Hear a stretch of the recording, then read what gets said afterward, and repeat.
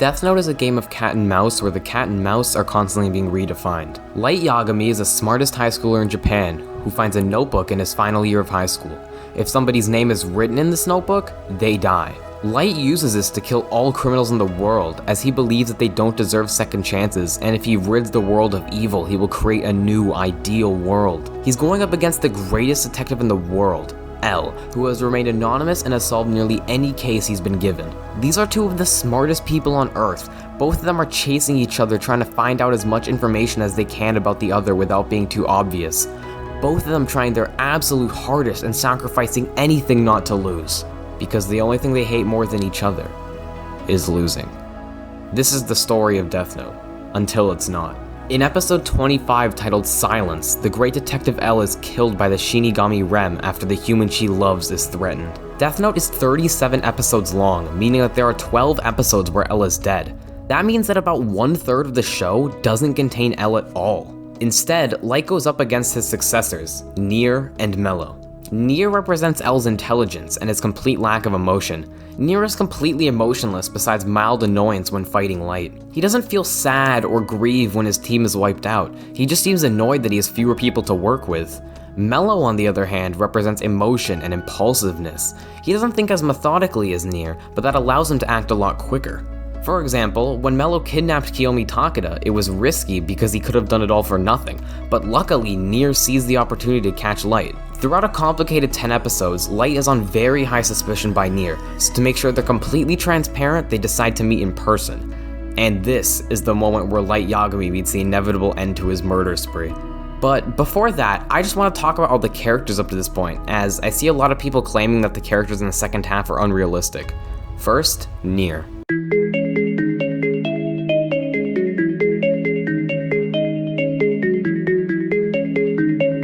Nate River, or Nier, is a 13-year-old boy tasked with becoming the spiritual successor to L and taking down Kira. He is insanely intelligent and enjoys solving extremely complex puzzles in his spare time. Those complex puzzles can range from dice buildings to taking down a god. This can explain why he never revealed to the public that Kira was killed. He doesn't see it as a real-world issue, he simply sees it as winning the game. The author of Death Note has stated that Nier is as, if not more, emotionless than L. Quite the feat considering L only shows emotion twice throughout the whole series. His terror at the Shinigami and his depression after containing Light and Misa in prison only to find nothing. It is also said that although Nier is very smart, he is extremely socially inept and sometimes scared of the outside world and trying new things. Possibly due to his social struggle, Nier doesn't care about the lives of others. It is said he values results above all else, meaning that he's willing to let his team members die if it brings him closer to solving a case. When asked who the smartest character in Death Note is, the author responds, Nier, because he cheats, a reference to how little emotion Nier shows. Similar to that of Light in the sense that he'll do anything to avoid losing. L dies because of his emotion.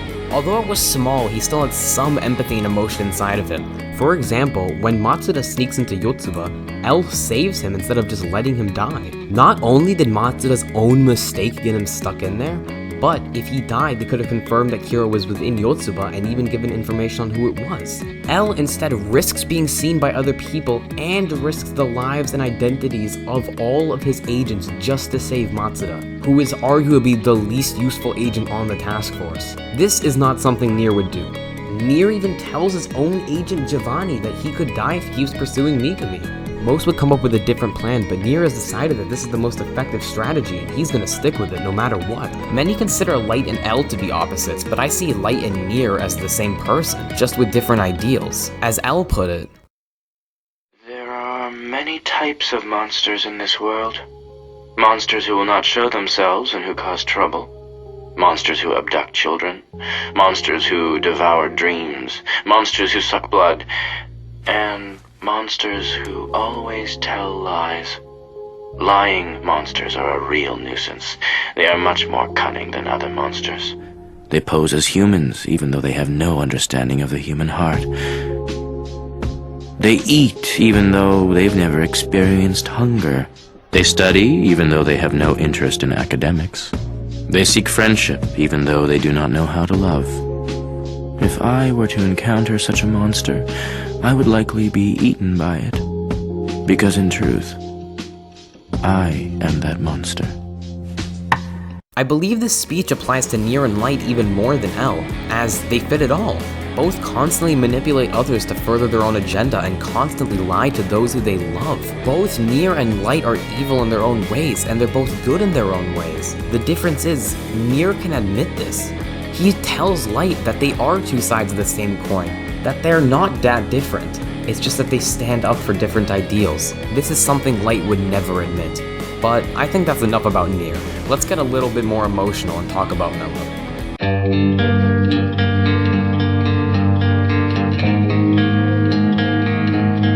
Michal Kiel, or Mello, is a 15-year-old who was going to be the second L successor before he broke off from Whammy's house in an attempt to solve the case to prove he's better than Nier.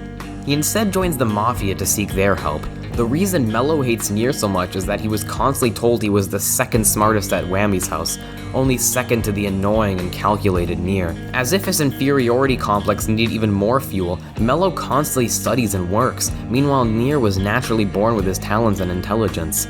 Mello likes L a lot and aspires to be his successor, and he tries to solve the case to prove not only is he better than Nier, but a worthy successor to L. He even writes a whole story about L's adventures with the BB murder cases to prove that he knows L better than Nier.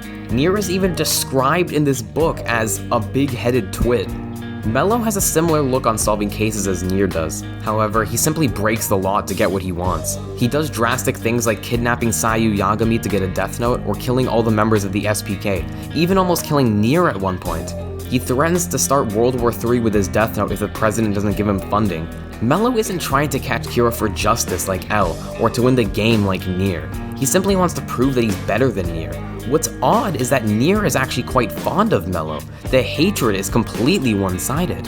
Eventually, Mello has some kind of realization that he won't be able to win working against Nier. That caused him to kidnap Kiyomi Takeda, causing Mikami to make an error in his schedule and causing Giovanni to find the real Death Note. Through this, the SPK realizes where the real Death Note is and what Light's plan is. They then switch the real Death Note with a fake one and end up winning through Mello's sacrifice. Mello is so interesting to me partly because of his development. He realizes that no matter what he does, Nier is always one step ahead of him and will capitalize on it, so he ends up indirectly working with him. But speaking on Mikami, I want to briefly talk about him because I think he's another extremely underrated character.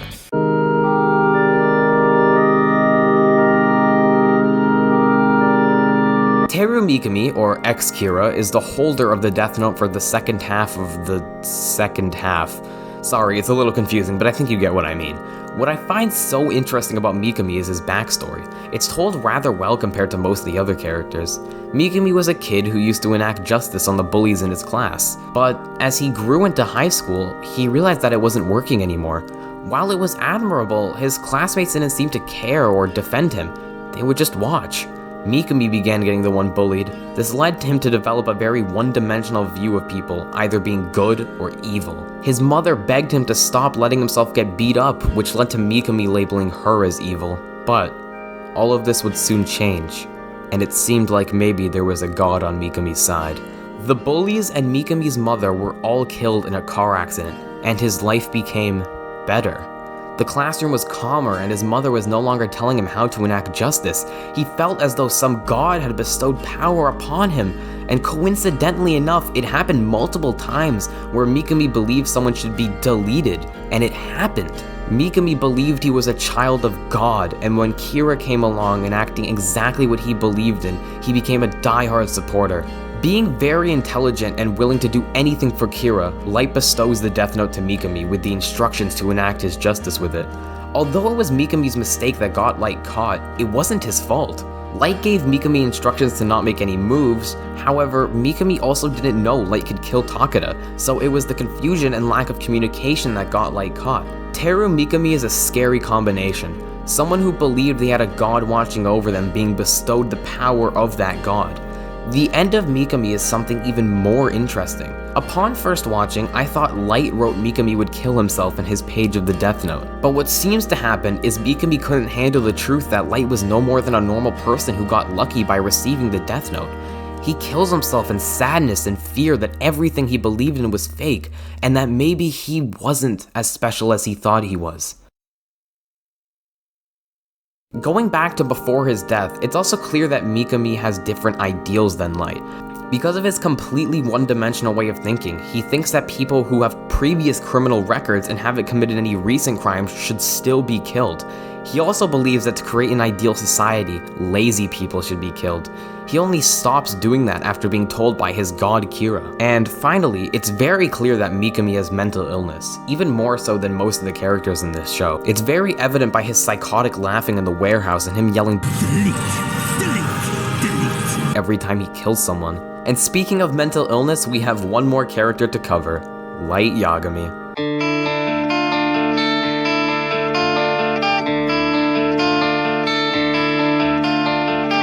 I won't be going through the entirety of Light, simply his opinions during this time. The introduction of Nier marks a great shift in Light's opinion towards his opposition. As much as Light may have hated L, he respected him. Light has none of that same respect for Nier. He's quite offended to be facing Nier for a few different reasons. Firstly, he's facing a child. Light sees himself as a god, and even the thought that someone who can't drink beer yet could defeat him is unfathomable. Light also sees Nier as less impressive than L. While fighting L, Light seems to appreciate the challenge and that he has finally found someone who thinks like him. However, he seems to be more annoyed by Nier than anything. There are also fewer mind games here. Nier just tells Light how it is. There aren't any interesting interactions like when they played tennis or when L tells Light that he is L. This leads Light to become less careful. When facing L, he would never think about making moves as brave, but he's already won over most of the world. He just views Nier as some kid who's getting in the way of God. Once disposed of, Light will officially become the leader of the world. These circumstances make Light do something he had never done before: trust someone else. As previously discussed, Light entrusts Teru Mikami with the Death Note and Kiyomi Takeda with communicating between them to reduce suspicion. This trusting of others is what ends up getting him killed, as explored in Mello's section. Now, we don't usually see Light betray emotion to other people. The closest we saw was when he forfeit ownership of the Death Note and didn't know about it, and he showed genuine concern that he may be Kira. Besides that period, Light tried to never show intense emotion near anyone, especially L. We as the viewer saw these emotions, like when L died or when he realized he might have to kill his sister to maintain safety of the Death Note, but we've never seen him be public about these emotions. I'm saying this because at the end of Death Note, we see Light freak out as he's confronted. After Nier says they know he's Kira, he explodes and starts trying to deny it. But no matter what he says, it's over. There isn't anyone left to defend him. There isn't a way Light can just run away. There isn't a moment of, I knew you would do that, so I did this. Light was caught, and it was over. Even if he could convince them, everyone can tell by how panicked Light is. He then pivots saying, so what if I am Kira? I've stopped wars and crime is down 70%. The world is better with me in power. And this is where something clicked for me and it kinda scared me. Is Light correct? I mean, of course not, right? But if wars are gone and crime is down, he must be doing something right. Nier's response is one of the best lines in the series. He tells Light that he isn't a god and that he isn't someone deserving of these powers. He just got lucky with the power of the Shinigami. And he's right. Light isn't a god. He isn't someone who should be in charge of the world. His new world is a reign of terror and fear, something that on paper seems like it may work, but fear of a godly power enacting murder on whoever he sees fit isn't an ideal world. Light's just a serial killer, nothing more and nothing less. Light begins stalling, saying they don't have confirmation that the Death Note is real and that he has one hidden somewhere else. Nier calls Light on his bluff, and while he has time, he quickly tries to reach into his watch to write down their names. Matsuda. The only person in that room who didn't believe it was Light. The only one who had faith in him. He believed Light was a good person, deserving of the title of L. Someone who was just falsely accused and was trying with all of them to find Kira. At this point, Light knows he's going to die. These injuries can't be healed himself, and if he could somehow evade capture by the police, he would die from blood loss. Light yells at Mikami to kill everyone in the room with the Death Note, and Mikami retorts with the obvious answer of how would he kill people with a fake note. Light calls out to his previous accomplices, Misa, Takeda, but of course, nobody responds. From here, Mikami commits suicide by stabbing himself with a pen, and Light runs out of the warehouse. Light isn't running to survive, or running to try to win. He isn't spending his last moments trying to outsmart Nier or to kill him with some method. He just begins reflecting. The bloody, dying, and exposed Kira juxtaposed to the quiet, calm honor student who should have had a bright future ahead of him. Someone who was so bored about being around people who couldn't relate to him. Someone who was so perfect that they believed they were a god. A person who sacrificed his friends, family, innocent people, and his chances to go to heaven, and now his life, just to be stopped. Ryuk delivers the final lines of the series. Well, Light, it looks like you've lost. Remember how, in the beginning, when we first met, I told you that I'd be the one writing your name in my notebook?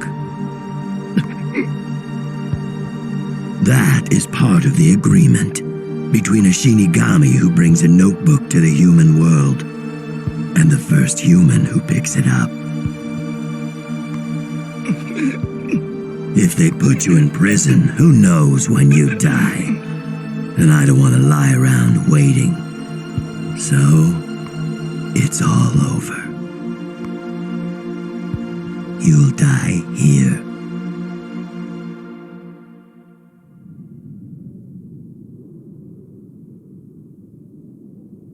It was good while it lasted. We eased each other's boredom for quite a while.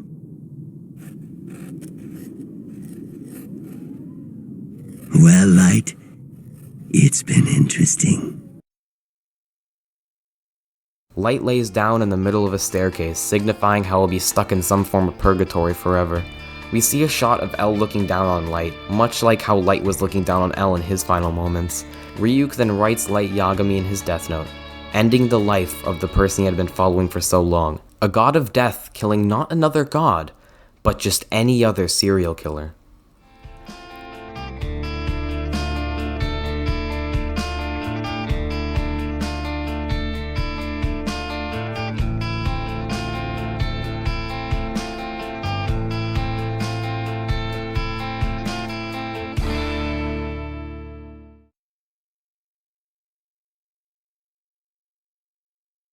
So, I already made this video, but wasn't satisfied with it and thought I could make it better, so consider this the definitive version of that video. If you're interested in what I added, I made adjustments to the script of everyone's sections, added Mikami's section, fixed the audio and copyright issues, and just tidied everything up in terms of editing. A new gaming video will be out very soon. I just kind of made this so I didn't get burnt out, and I really didn't like the original, but I really like the idea of it. I love analyzing shows. I don't know if this is something I'm gonna do ever again. It probably will though. I'll see how this does. Anyways, thanks for watching.